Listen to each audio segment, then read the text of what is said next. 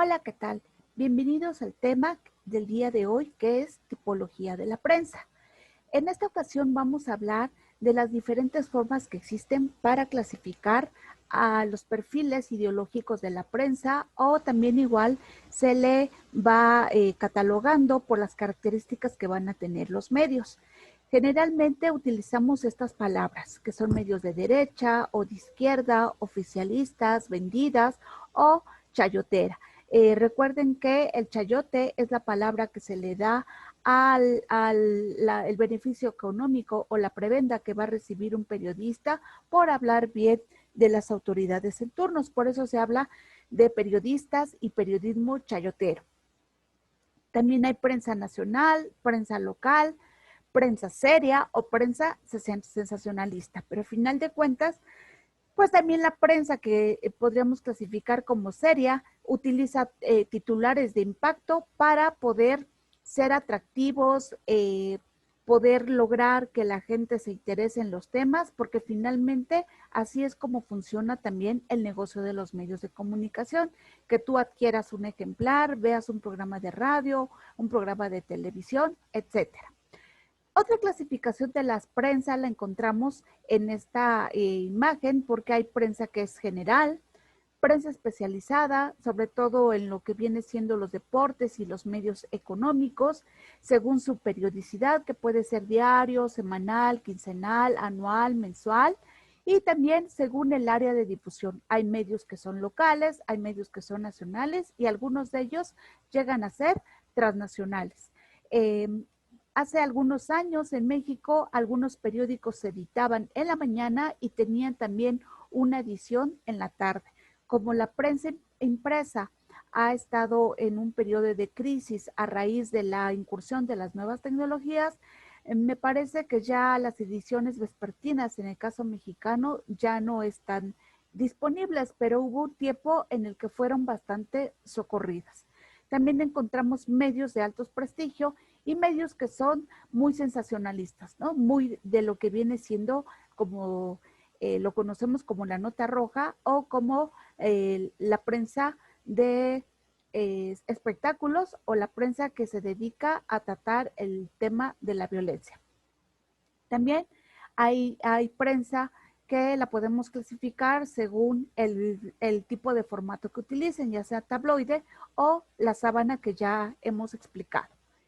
Es muy importante que expliquemos este concepto de la prensa amarillista porque es muy común en el medio de la que tiene que ver con la actividad periodística, porque se le reconoce a este tipo de prensa como sensacionalista y que tiene que ver con el sensacionalismo, que va dirigido muy a las emociones. Por eso nos enojan, por eso nos dan asco, nos dan miedo, nos dan temor, nos dan repugnancia y una de sus características es que incluye titulares de catástrofes, alarmistas, muy exagerados, traen muchas fotografías, se van mucho al detalle, te hablan de accidentes, de crímenes, de adulterios, de enredos políticos y todo buscando mucho la cuestión del escándalo, de algo que alerte o que incomode o que genere controversia entre la sociedad.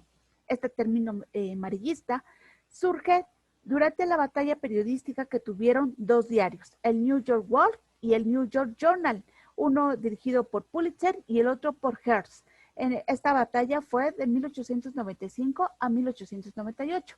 Ambos periódicos se les acusaron de magnificar ciertas clases de noticias para aumentar sus ventas y de pagar a los implicados para conseguir exclusiva. El New York Press acuñó este término amarillo porque tanto Pulitzer como Hearst utilizaban o abusaban de una caricatura que venía en sus páginas, que era The Yellow Kid, es decir, el niño amarillo. Entonces aparecía en ambos medios esta caricatura y en la vestimenta lo que hacían de esta tira cómica es que venían críticas o mensajes o era como una especie de meme de aquella época en donde lo que cambiaba era el texto y de esta forma pues hacían cierta crítica o mofa de los temas de la semana y por eso pues se le empezó a llamar amarillista porque pues el niño aparecía con una vestimenta de color amarillo. Entonces, ante el éxito de esta caricatura, que mucha gente la compraba solamente compraba el diario por ver esta caricatura, estos dos medios empezaron a publicar cada quien esta caricatura, llegaron a una batalla legal y durante mucho tiempo pues esta imagen apareció de manera simultánea en estos dos medios y pues la disputa concluyó en que no se dieron los derechos para ninguno de los dos medios, más bien se dejó de publicar. Y entonces a partir de esta disputa se crearon los premios Pulitzer, que era una forma de poder premiar lo mejor en periodismo que se publica cada año. En el caso mexicano es el Premio Nacional de Periodismo, que es un certamen que tiene lugar cada año en donde todos los periodistas van y presentan sus publicaciones o sus reportajes, sus notas de ese año para ser reconocidos como los mejores trabajos del año en su tipo. En la lectura, lo que viene es una propuesta de cómo clasificar la prensa mexicana moderna y nos dice que hay una prensa mexicana con arraigo y se llama así por su valor histórico. Y entran en este punto pues los medios más antiguos que tenemos en el país, que datan de más o menos 1917, que va a ser el Universal y el Excelsior, ¿no? Entonces son como ya medios con mucha presencia, con mucho arraigo, por el valor histórico que tienen. Asimismo, pues también tenemos a medios con los cuales nos identificamos por el tipo de perfil que tiene el medio, la forma en cómo nos presentan las noticias, ¿no? Entonces, uno que es de izquierda, pues llevará una jornada, alguien que es más pro derecha, comprará un Reforma o se identificará más con un medio como el Heraldo, como el Milenio, y hay medios que también igual se dicen neutros, aunque es una categoría muy difícil de manejar, que tratan, ¿no? Como de no irse al extremo de la derecha o la izquierda, como vendría siendo un poco la postura del Universal.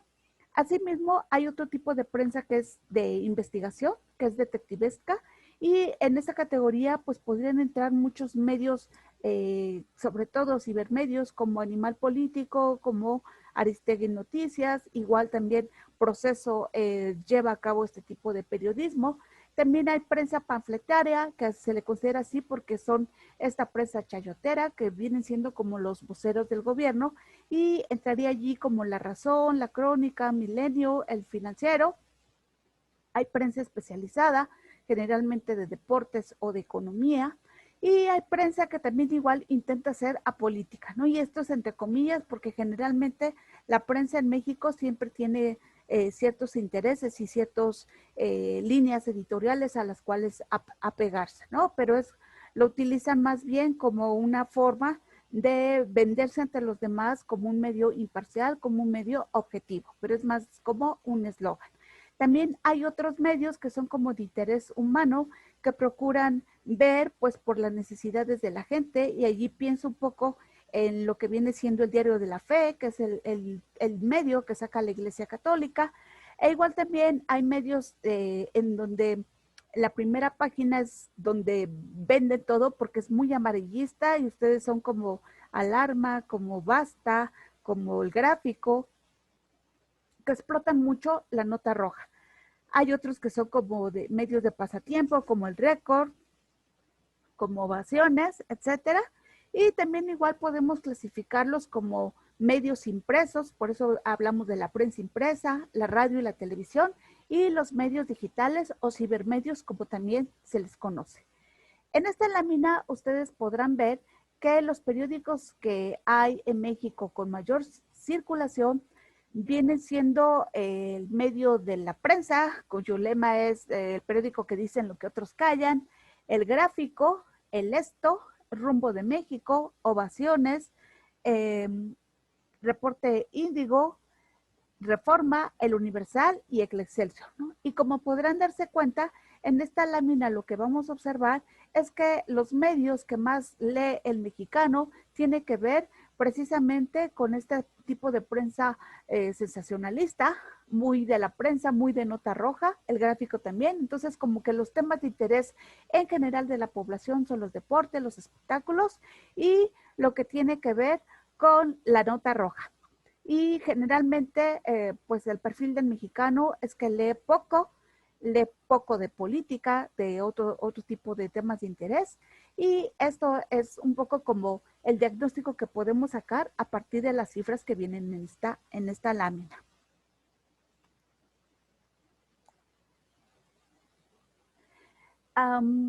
Actualmente, uno de los medios que trabajan en México y que han logrado destacar es lo que se le conoce como los llamados cibermedios.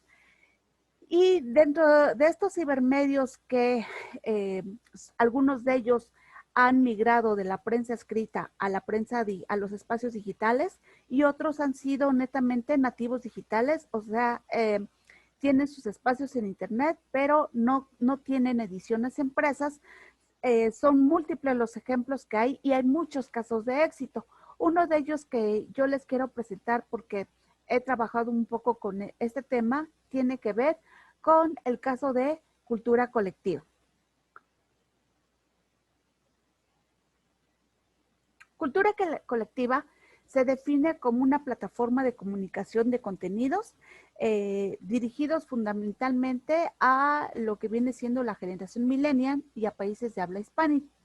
¿Cuál es la diferencia con otro tipo de prensa? Lo que hace Millennial es trabajar mucho con el Big Data, entonces revisa, ¿no? Como que cuál es el tema de conversación de la gente en las redes sociales y si el tema hoy es los escándalos de Felipe Calderón, eso es el tema de interés de la prensa nacional, pero a la gente a lo mejor hoy le está interesando cómo hacer flan dietético, por decirles algo, ¿no? Entonces, si la gente más bien lo que está conversando es sobre flan o sobre cómo hacer un impermeable en casa, ese tipo de temas son los que ellos van a trabajar porque ellos van sobre las cuestiones de interés de la población y cuyos datos los van a obtener a través del Big Data. Entonces hacen una cuestión de análisis de datos y en función de ello va definiendo qué tipo de contenidos van a trabajar. ¿Cuál es su objetivo? Obviamente, como son medios digitales, lo que buscan es la viralización, generar contenidos periodísticos creativos que logren tener el menor número de vistas, de descargas, muchos likes, en fin, ¿no? Entonces, ese es como, trabajan mucho como una forma orgánica porque están dirigiéndose no a hacer la nota del día, no a ser el primero en publicar la noticia, sino más bien en hacer sintonía con los temas de interés que va teniendo la gente. Por eso ellos refieren que más o menos tienen un mercado de 34 millones de visitas y pues son uno de los portales que más ha destacado y que más vistas tiene. La forma en la que ellos logran trabajar es más con contenidos que la gente revisa en el celular que en la computadora. En la mayor parte de su público son mujeres que hombres y su núcleo o nicho de mercado está centrado fundamentalmente en las personas de 25 a 34 años. En este video vamos a ver un poco cómo es que trabaja Cultura Colectiva.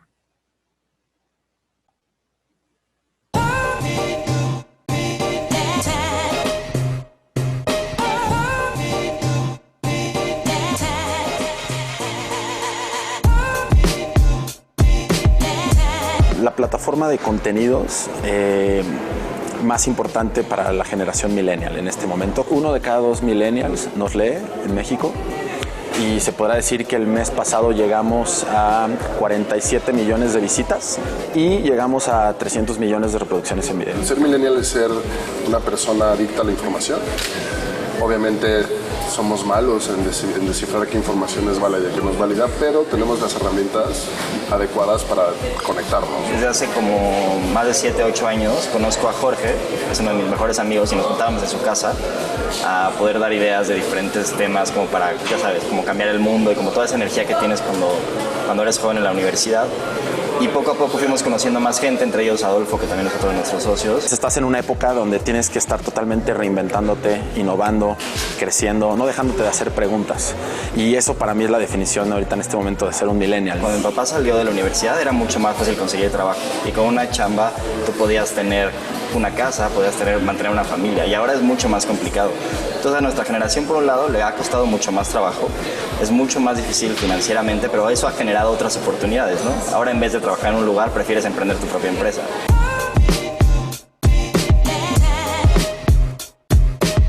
Yo creo que es una generación creativa, creo que es una generación que tiene hambre, es una generación que quiere cambiar los paradigmas viejos de los viejos sistemas de empresas donde tú tenías que ir de cierta forma y trabajar de cierta forma. Creo que es una generación alegre, una generación que acepta otro tipo de compromisos que las otras no. Yo creo que los millennials van a jugar un papel crucial en las elecciones del 2018, principalmente porque la influencia que tienen las redes sociales para todo el mundo cada vez son más fuertes y los que dominan las redes sociales son los millennials. El verdadero reto para que podamos cambiar a México es encontrar una persona que motive al millennial a involucrarse en la política. Si quieres un atributo, él tiene que leer y identificarse con nuestra generación. Vas a lugares donde trabajan los políticos y siguen teniendo las revistas, siguen teniendo los periódicos y no les importa lo que está pasando en redes sociales. Pero definitivamente el millennial tiene sueños. Y un candidato que nos pueda demostrar un camino a cumplir esos sueños sería el adecuado. Yo creo que México va a cambiar mucho en los siguientes 5 o 10 años y creo que podemos ser un país, primero, que la mentalidad empieza a cambiar conforme ha ido cambiando poco a poco, en el cual ya creamos mucho más en nosotros mismos. Decir que tú eres más de lo que crees. Ese es un eslogan muy claro de lo que es cultura colectiva.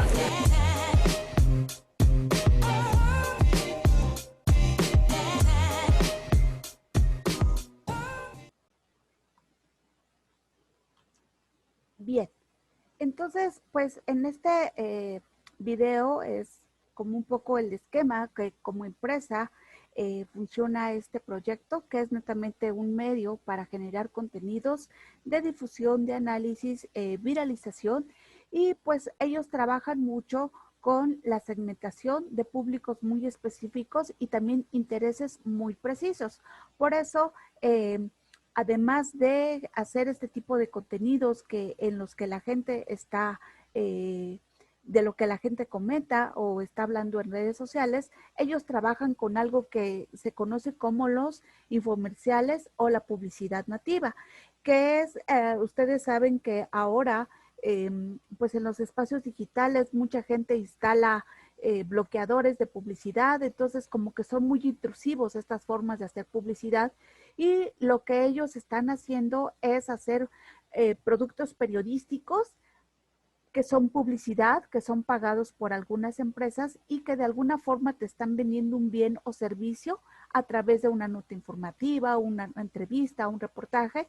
Entonces es una conjunción de publicidad con periodismo, y es otra forma o otro nicho de mercado laboral que ustedes pueden ir pensando, que también es por eso importante que sepan escribir, que sepan redactar, que sepan elaborar contenidos periodísticos, porque también la publicidad ya está muy apegada a lo que viene siendo la producción del periodismo.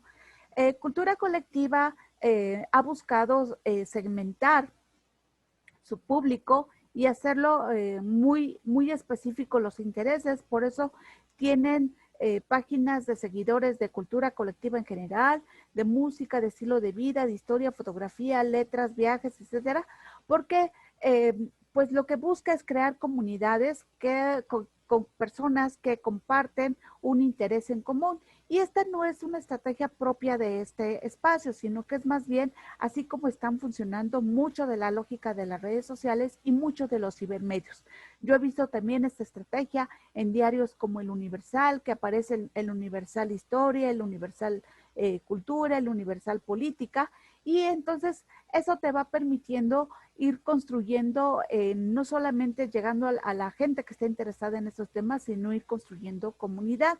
Entonces, pues bueno, son nuevas formas de trabajo a partir del cual estas empresas hacen contenidos de tipo con características periodísticas, pero parten de que están dirigidos a los medios digitales y que funcionan más bien con estrategias de viralización y que buscan netamente funcionar a través de lo que viene siendo el uso estratégico del Big Data, ¿no? Entonces, es un medio que trabaja mucho con la lógica de los algoritmos y pues todo lo van verificando porque cada contenido que ellos publican lo que busca es hacerse viral.